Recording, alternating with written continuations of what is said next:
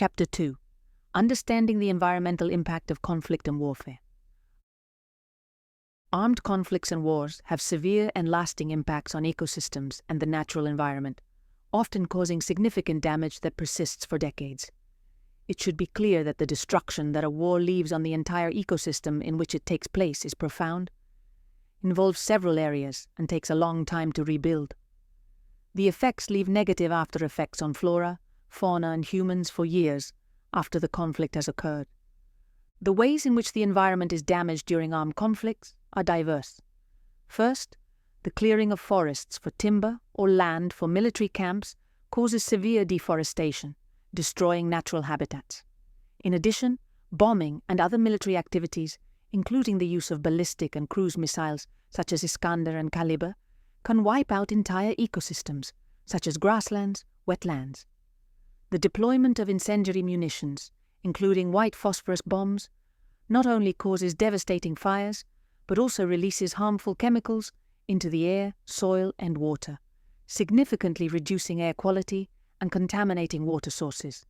Thermobaric weapons, such as those launched from SOS-1A systems, generate massive explosions that devastate both infrastructure and the surrounding environment.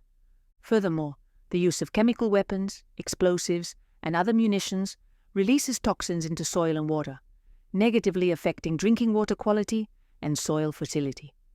Attacks on infrastructure, including pipelines, refineries, and oil platforms, cause oil spills that contaminate large areas of land and sea, with long-lasting ecological consequences. In the atmosphere, the burning of fossil fuels in military vehicles, aircraft, and other equipment, including tanks and drones, generates large amounts of carbon dioxide, carbon monoxide, and other air pollutants. Additionally, fires caused by bombing and military actions release toxic particles and gases, further degrading air quality and posing risks to both human health and ecosystems.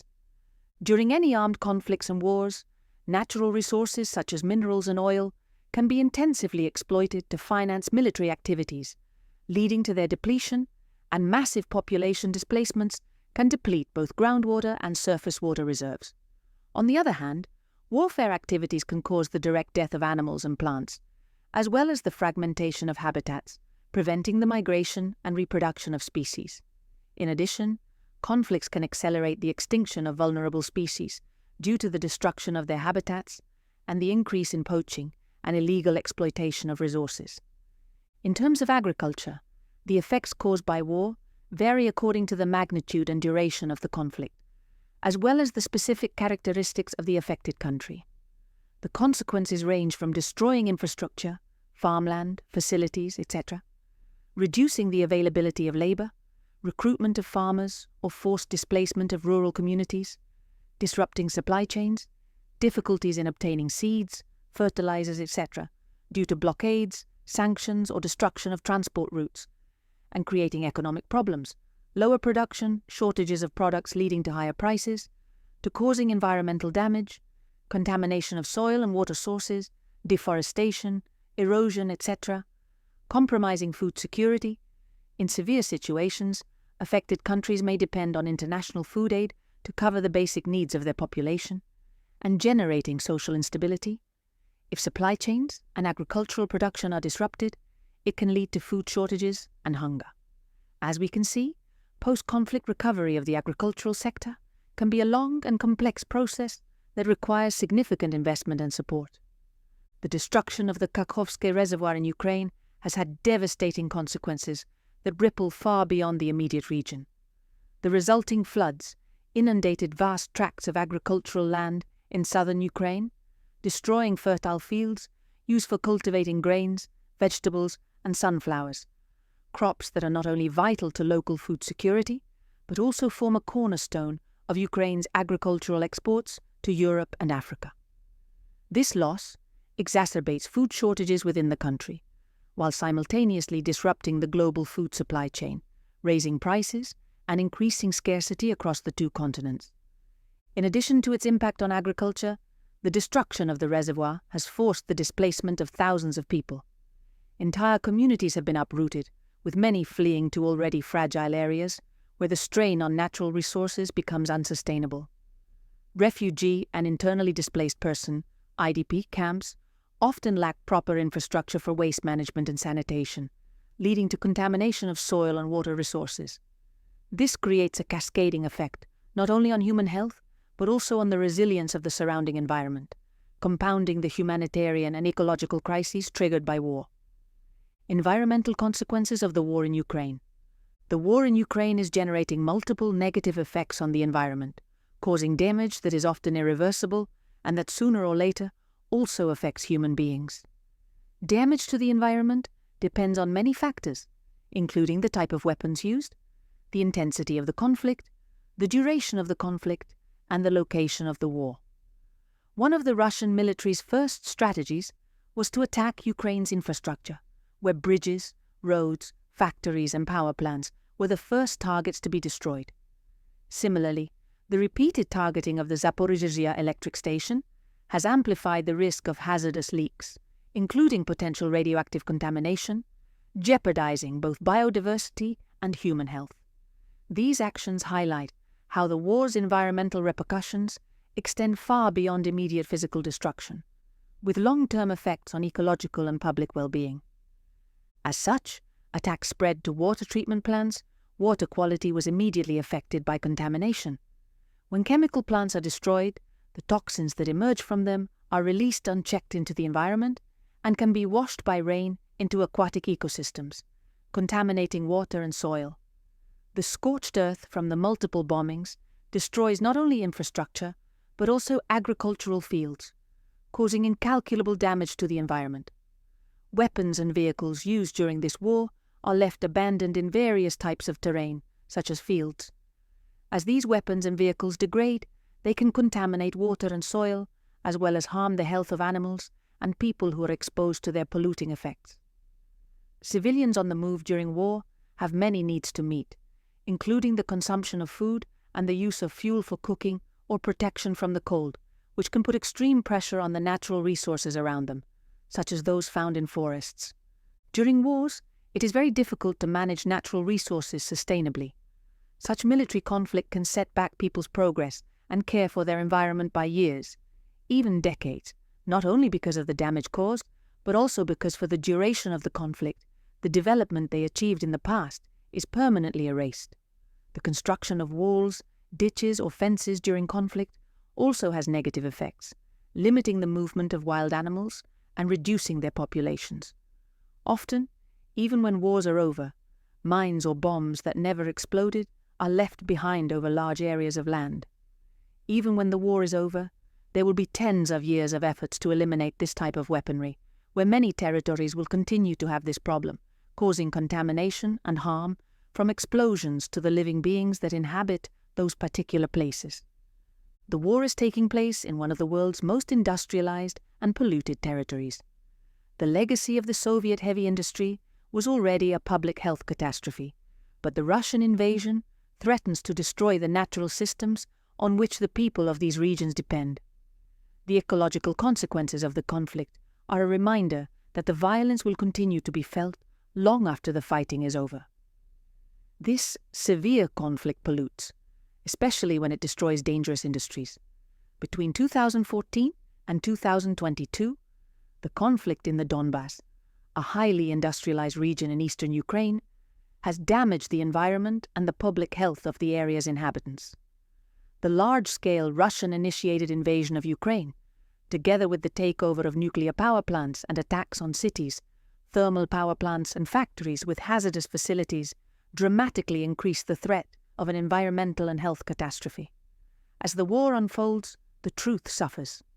The impossibility of on-site environmental monitoring, coupled with misinformation, diminishes the ability to understand and limit environmental damage. In addition to heavy casualties and displacement of people not seen since World War II, the war has had dramatic environmental and public health consequences, not only in Ukraine, but also in much of Eastern Europe. As we can see, armed conflicts and full-scale wars have multiple environmental impacts, ranging from the destruction of ecosystems to air, soil, and water pollution, as well as the intensive exploitation of natural resources, the loss of biodiversity, the impact on agriculture and food security, and the displacement of populations, generating unsustainable pressure on the environment. We illustrate below several historical examples of armed conflicts that have had a serious impact on the ecosystem. Historical examples: Gulf War, 1991. Oil well fires in Kuwait caused massive air pollution and oil spills in the Persian Gulf, severely affecting marine biodiversity. Vietnam War, 1955 to 1975. The use of Agent Orange and other defoliants destroyed vast areas of rainforest, contaminated soils and water bodies, and had devastating effects on human health and biodiversity. Conflict in the Democratic Republic of Congo. Illegal exploitation of minerals to finance the war has led to deforestation and the destruction of critical habitats for endangered species such as mountain gorillas. The environmental impact of armed conflict is vast and far-reaching, affecting not only ecosystems and biodiversity, but also human health and food security. It is essential to address these impacts through reconstruction and restoration efforts, including environmental literacy, to promote sustainable practices and mitigate future environmental damage. Case study: ecosystem destruction in Kuwait during the Gulf War, 1990 to 1991. The Persian Gulf War, which took place between August 1990 and February 1991, began when Iraq invaded Kuwait. The US-led international response culminated in a war to liberate Kuwait. This war had a devastating environmental impact, especially due to the war tactics employed by Iraq as it withdrew from the country. During their withdrawal from Kuwait in February 1991, Iraqi forces set fire to approximately 600 oil wells. These fires burned uncontrollably for months until they were finally extinguished in late 1991. The fires released large amounts of smoke, soot, sulfur dioxide, and other particulate pollutants into the air, creating a thick cloud of black smoke visible from space. Air quality deteriorated significantly, affecting human and animal health.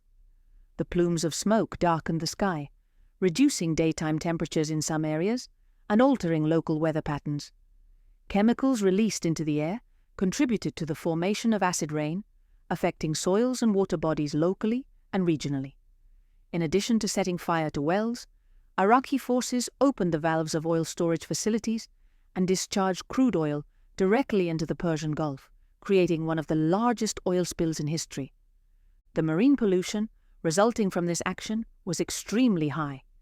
It is estimated that between 4 and 6 million barrels of oil were dumped into the Gulf, covering the sea surface and polluting marine ecosystems. The oil spill killed hundreds of thousands of seabirds, fish, and other organisms.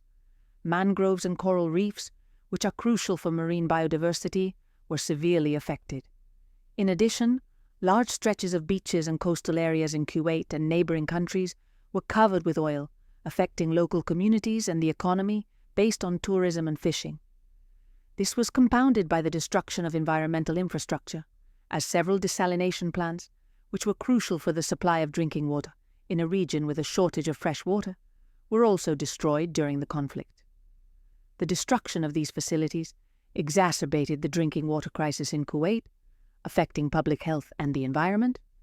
Against such a backdrop of pollution and destruction, the recovery plan had to be relentless. International teams worked for months to extinguish the oil well fires, using advanced techniques and large quantities of water and other materials. Significant efforts were made to clean up the oiled coastal areas, although full recovery of marine ecosystems can take several years to several decades, depending on a number of interrelated factors: amount of oil spilled, type of oil, climate and temperature, currents and tides, etc. In situations such as these, it is crucial to provide an effective immediate response with rapid and effective cleanup and containment actions to mitigate damage as far as possible and to accelerate recovery. The use of advanced technologies and bioremediation, use of microorganisms to break down oil, can improve recovery rates of marine ecosystems. Ecological restoration programs were implemented to rehabilitate affected land and marine areas, although the extent of the damage meant that some areas never fully recovered. This case underlines the need for preparedness and preventive measures to minimize the environmental impact of armed conflict. International cooperation was crucial in addressing the environmental crisis, highlighting the importance of collaboration in disaster situations. Although some ecosystems showed some resilience, The scale of the destruction highlights the vulnerability of the biosphere to destructive human activities. The Persian Gulf War had a devastating impact on Kuwait's ecosystems, with oil well fires and massive oil spills resulting in unprecedented environmental destruction. This case highlights the intersection between armed conflict and environmental disasters, and the need for integrated approaches to effective and sustainable recovery and restoration. Overview of the challenges associated with post-war environmental reconstruction. Post-war environmental reconstruction faces a number of complex and multifaceted challenges due to the extensive damage caused by armed conflict. These challenges range from damage assessment to the implementation of long-term sustainable strategies. It is crucial to understand that each conflict and affected region has unique characteristics, requiring tailored and adaptive approaches. The main challenges associated with post-conflict environmental reconstruction are explored in detail below. Damage assessment. One of the first steps in environmental reconstruction is a comprehensive assessment of the damage caused by the conflict. This process involves identifying and quantifying environmental destruction, which may include contamination of soil, water, and air, as well as the devastation of ecosystems and natural habitats. Damage assessment is not a simple task, as it is often hampered by insecurity and limited access to affected areas. Conflict areas can be dangerous due to the presence of landmines, unexploded ordnance, and other remaining hazards, further complicating assessment and initial recovery efforts. Pollution and toxic waste. Armed conflicts often leave a trail of pollution and toxic waste that pose significant risks to both the environment and human health. Unexploded ordnance, UXO, and landmines are particularly problematic, as they can remain active and dangerous for decades after the end of hostilities. In addition, warfare can result in the release of toxic chemicals and industrial pollutants into the environment, requiring highly specialized and costly cleanup efforts. These contaminants can infiltrate soil and water bodies, causing adverse effects on agriculture, wildlife, and public health. Degradation of natural resources. War has a devastating impact on natural resources, which often suffer severe degradation. Ecosystems can be destroyed or severely damaged, negatively affecting biodiversity and the natural resilience of resources. Deforestation and desertification are common problems in war-affected areas, exacerbated by intensive exploitation and lack of proper environmental management. These degradation processes not only disrupt the ecological balance, but also compromise the livelihoods of local communities that depend on these natural resources. Water resources. Contamination of water resources is another critical challenge in post-war reconstruction. Water bodies can become contaminated with chemicals, human waste, and hazardous materials, affecting drinking water supplies and putting public health at risk. In addition, water infrastructure, such as dams and irrigation systems, can be destroyed or damaged during conflict, disrupting water supplies and affecting agriculture and other economic activities. Restoring these systems is vital to ensure access to clean water and to support agricultural and economic recovery in affected regions. Infrastructure and urbanization. Reconstruction of urban and rural infrastructure destroyed during the war must incorporate sustainable practices to minimize environmental impact. Proper planning and zoning are essential to avoid uncontrolled urban sprawl, which could further aggravate existing environmental problems. Reconstruction projects need to be designed and implemented that not only restore physical structures, but also promote resource efficiency and long-term sustainability. This includes the incorporation of green technologies and the rehabilitation of green areas and public spaces. Social and economic aspects. Armed conflicts often result in massive population displacements, leading to the formation of informal settlements in environmentally sensitive areas. These settlements can cause additional pressure on natural resources and increase environmental degradation. Moreover, environmental reconstruction is a costly task that competes with other urgent priorities, such as rebuilding basic infrastructure and restoring public services. Scarce financial resources and the need to prioritize different areas can make it difficult to implement effective environmental measures. Governance and legal framework. The lack of a robust legal framework and adequate environmental policies can be a significant obstacle to post-war environmental reconstruction. it is crucial to develop and strengthen laws and regulations to guide environmental protection and sustainable resource management. In addition, coordination and cooperation between government agencies, international organizations, and NGOs is vital to ensure that reconstruction efforts are efficient and effective. However, coordination can be complicated by the diversity of actors involved and the different priorities and approaches that each may have. Climate change. Climate change adds an additional layer of complexity to post-war environmental reconstruction. Conflict and war-affected regions may be more vulnerable to the effects of climate change, such as extreme weather events, droughts, and floods. Incorporating climate change adaptation and mitigation strategies into reconstruction plans is crucial to ensure the long-term resilience of communities and ecosystems. This involves not only addressing the damage caused by conflict, but also preparing communities to cope with future climate-related challenges. Strategies for environmental reconstruction. Post-war environmental reconstruction requires a comprehensive and multidisciplinary approach that addresses technical as well as social, economic, and political aspects. One of the critical initial steps is the removal of unexploded ordnance, including bombs and shells that failed to detonate during the war. These remnants pose a dual threat. They not only risk lives if accidentally triggered, but also release toxic substances into the environment, contaminating soil and water. Decontamination and remediation programs should focus on safely locating, diffusing, and disposing of this ordnance to eliminate immediate hazards and prevent further ecological damage.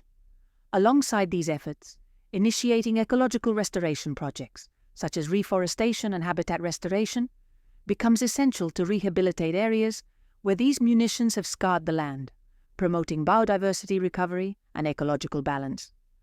Strengthening institutional capacities and developing appropriate legal frameworks are essential steps to manage reconstruction efforts effectively and sustainably. Involving local communities is vital to ensure that solutions are appropriate and sustainable in the long term.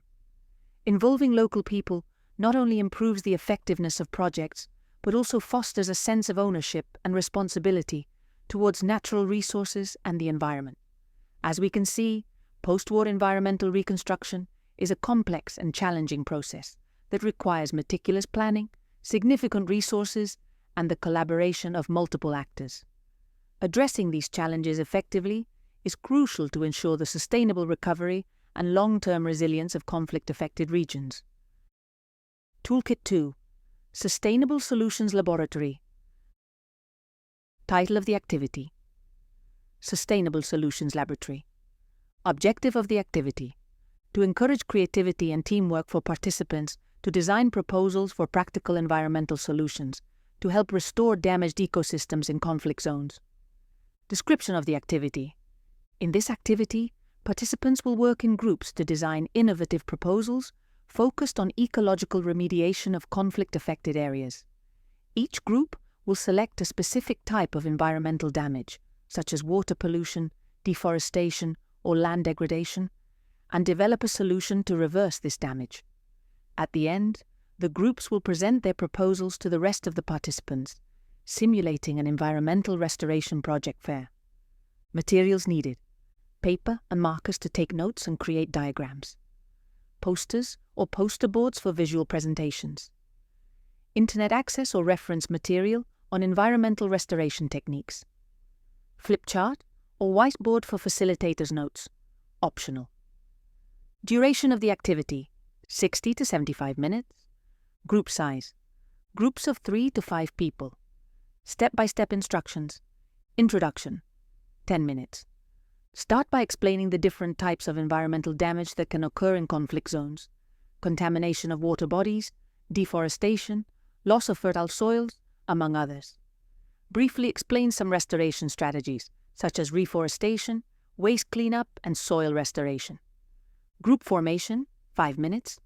Divide participants into small groups of 3 to 5 people. Each group will select or be assigned a type of environmental damage on which they will work to find solutions. Research and brainstorming: 20 minutes. Groups will conduct a short research or brainstorming session to better understand the type of damage they are dealing with and think of possible solutions. They can look for inspiration from examples of successful environmental restoration projects or sustainability practices. Solution design, 20 minutes. Each group will develop a concrete proposal to reverse the assigned environmental damage. This may include a step-by-step outline of their plan, materials needed, and a rough timeline. They should also think about the feasibility of their proposal, especially in a post-war area. Creating the visual presentation, 10 minutes. Groups will create a poster or visual presentation that explains their proposed solution. They can include drawings, graphs, or diagrams to make the idea clear and attractive. Project fair, 10 to 15 minutes. Each group will present their proposal to the rest of the participants, explaining their solution, how it would work, and the positive impact it would have on the affected community. Reflection and closure. To close the activity, facilitate a group discussion with questions such as, which solutions seem most viable or innovative to you? What challenges do you think you would face in implementing these solutions in a post-war zone? How do you think these proposals could involve the local community in the restoration process? Activity variants. For a more interactive version, groups can exchange their solutions and provide constructive feedback to each other, generating a kind of cross-consulting. You can also organize a vote for participants to choose the proposal they consider most viable or innovative. Tips for the facilitator. Make sure the groups have a good understanding of the type of environmental damage they have suffered and a clear idea of the restoration methods available. It helps participants to think of creative but realistic solutions, considering the constraints that exist in post-conflict areas, such as lack of resources or infrastructure. Method of evaluation. Observe the creativity and level of detail in the proposed solutions, as well as the group's ability to work as a team. Also assess the clarity and effectiveness of their presentations and how they respond to questions from their peers when explaining their proposal. You can provide a self-assessment rubric for each group to evaluate their own performance. Additional notes. This activity enables young people to develop problem-solving skills and encourages innovation in environmental issues. It also helps them understand that environmental restoration requires planning and creativity. You can extend this activity by following up on the most viable proposals and see how they could be implemented in real life.